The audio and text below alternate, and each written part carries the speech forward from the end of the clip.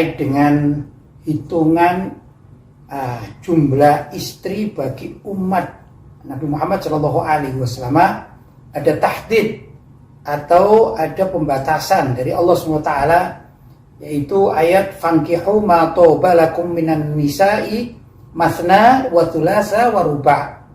Fankihu, nikailah, ma toba lakum minan nisa', apa yang baik bagimu dari wanita-wanita itu, masna, 2 orang, maksudnya 2 istri, wa thulatha atau 3 istri, wa ruba' atau 4 istri. Jadi batasan Al-Quran ini batasan yang sudah disepakati oleh seluruh umat Islam di dunia ini, kecuali khususiyatun Nabi SAW. Untuk Nabi sendiri mempunyai kekhususan. Jadi Nabi SAW tidak akan pernah mengajarkan kepada umatnya apabila ada laki-laki ingin poligami itu lebih dari 4 tidak boleh, sama sekali tidak pernah. Adapun di dalam hadis Nabi tentang masalah aswatus sa'ah, yaitu tanda-tanda akan dekat dengan hari kiamat, Nabi mengatakan wa yakthuru minan nisa, maka saat itu menjadi banyaklah dari kalangan orang-orang wanita, hatta yakuna lil khamsina imra'atan al-qayyimul wahid, sampai batasan itu kalau ada 50 orang wanita, maka ada orang laki-laki yang akan bertanggung jawab pada mereka. Itu adalah perbandingan jumlah antara banyaknya orang wanita di akhir zaman dengan orang laki-laki. Dalam hadis ini dikatakan bahwasanya kelak ada seorang laki-laki yang akan menanggung sekian banyak jumlah wanita. Kalau dalam hadis dikatakan khamsin, 50 wanita. Ya misalnya dia, si laki-laki ini menanggung istri yang menikah 4 misalnya, kemudian punya ibu, punya saudara perempuan, punya saudara ipar, punya bibi dan lain sebagainya sampai jumlahnya 50. Ini bukan berarti Nabi Muhammad SAW menghalalkan seorang laki-laki untuk menikah dengan 50 wanita, bukan begitu. Tapi kelak ada seorang laki-laki di zaman itu dekat dari kiamat, yaitu menanggung biaya hidup, melindungi dan lain sebagainya terhadap berapa? 50 wanita. Begitu maksudnya. Jadi hukum poligami hanya kepada 4 saja, itu maksimal, itu sudah sepakati mulai dari zaman Nabi sampai hari kiamat, tidak ada hukum yang berubah. Begitulah apa yang diriwayatkan oleh Imam Bukhari dalam hadis tadi itu ya. Al-Qayyimul Wahid, yaitu penanggung jawab 1, bukan berarti harus menikahi berapa? 50 wanita, bukan begitu maksudnya. Hadis tersebut tadi katakan ada ya ustadz yang menafsiri apa tadi? Satu orang menikahi 50 lah wanita, itu mungkin salah dengar Anda yang bertanya. Nggak mungkin itu. Penafsiran yang mengatakan bahwasanya satu laki-laki menikahi 50 wanita itu jelas salah. Ya enggak, itu pasti Anda salah dengar. Mungkin yang bertanya salah dengar enggak. Karena sudah jelas dalam hukum fikih, sudah kesepakatan ulama diambil dari Al-Quran.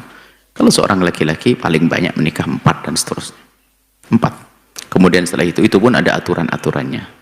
Itu jelas. Kalau memang ada, itu salah dengar mungkin. Kalau ada ustadz ya salah baca atau salah faham atau mungkin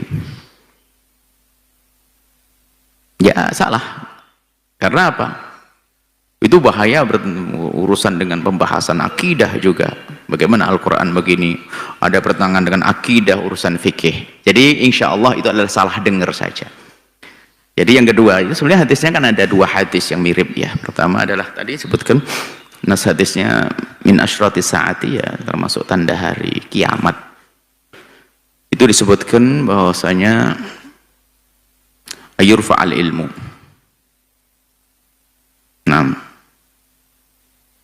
Diangkat ilmu.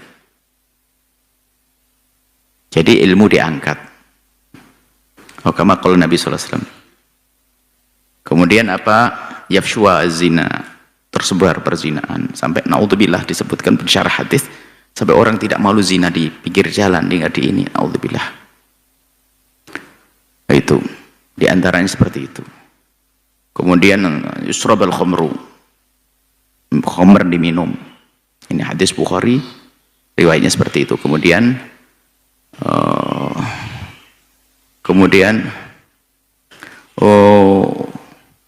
wa yadhhabur rijalu, laki-laki pada hilang, pada meninggal karena peperangan, karena apa? Ya sedikit laki-laki. Wa tabqan nisa'u, perempuan yang tersisa.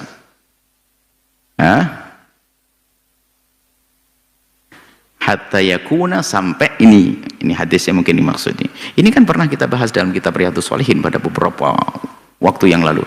Hatta yakuna li khamsina imra'atan, sehingga bagi 50 perempuan itu adalah qayyimun wahidun. Nah, qayyim itu bukan menikahi. Qayyim adalah mengayomi, mengurusi 50. Artinya apa? Perbandingan begitu. Sehingga sampai laki-laki di bawah naungannya ada bibinya 5, janda, anaknya perempuan 5, kemudian ini suatu ketika nanti di akhir zaman. Ada yang mengatakan, menyebut Sarah kayak Ibnu Hajar Al-Asqalani menyebut nikah bukan menikahi. Ada 50 wanita di belakang laki-laki itu minta dinikahi gitu. Bukan dinikahi, nikahi ngerusak syariat itu ya pasti salah, itu nggak mungkin. Menikahi 50, boleh menikahi 50, nggak ada itu semuanya ya. Mungkin salah dengar, makanya mohonlah kalau dengar itu dicermati, so jangan gampang. Kayaknya nggak mungkin, karena orang baru belajar agama tentang urusan pernikahan saja udah ngerti masalah ini. Ya nggak mungkin lah sampai ngomong begitu. Ya, yang jelas tidak ada yang mengatakan bahwasanya boleh nikahi 40, nikah kacau ini, berantakan agama ini. Nggak ada itu. Macam 40 nanti satu orang nikahi 40. Subhanallah. Enggak, itu mungkin salah dengar, nggak mungkin deh kalau orang belajar fikih ringan saja bakal ngerti, nggak mungkin itu semuanya. Sudah jelas pembahasan fikih begini-begini. Dan agama Nabi Muhammad sampai akhir zaman nggak ada nabi baru lagi yang akan merubahnya. Sudah jelas. Nggak akan ada perubahan, pasti salah dengar. Mohonlah. Makanya kalau dengar YouTube tuh harus pelan-pelan, jangan langsung main potong-potong ini langsung simpulkan. Ya nggak mungkin lah. Anak santri baru belajar bab nikah itu berapa ini?